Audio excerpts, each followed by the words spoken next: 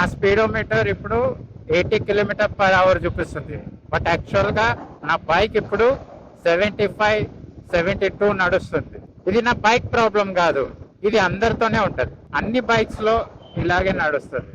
Speedometer ఒకటి చూపిస్తుంది, but actual speed తక్కువ ఉంటది.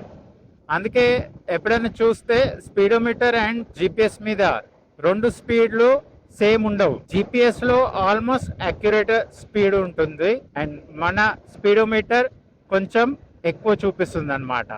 లా ఏంటంటే స్పీడోమీటర్ ఎప్పుడు కూడా యాక్చువల్ స్పీడ్ కంటే తక్కువ చూపియద్దు, ఎక్కువ చూపియచ్చు. This is legal. Most companies ఇలాగే చేస్తారు, స్పీడోమీటర్ ని కొంచెం ఎక్కువగానే చూపిస్తారు అనమాట. అది ఎందుకు, దానికి ఒక రీజన్ ఉంది. 2 రీజన్స్ ఉన్నాయి.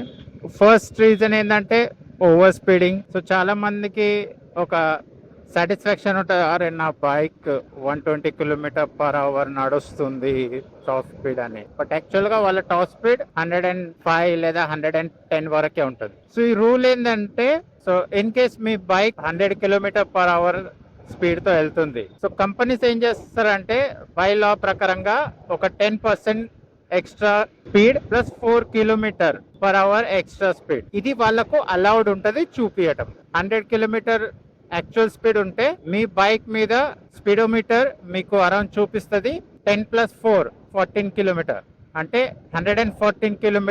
This is for safety thing. And second reason is the tyres. So ప్రతి టైర్స్ కి ఒక స్పీడ్ లిమిట్ ఉంటుంది. ఆ స్పీడ్ లిమిట్ దాటింది అంటే టైర్స్ వేరే ఛాన్సెస్ ఉంటది, హీట్ వల్ల టైర్స్ బ్లాస్ట్ అయ్యే ఛాన్సెస్ కూడా ఉంటది. సో దాన్ని సేవ్ చేయడానికి ప్రికాషన్ గా వీళ్ళు ఇలా చేస్తారు.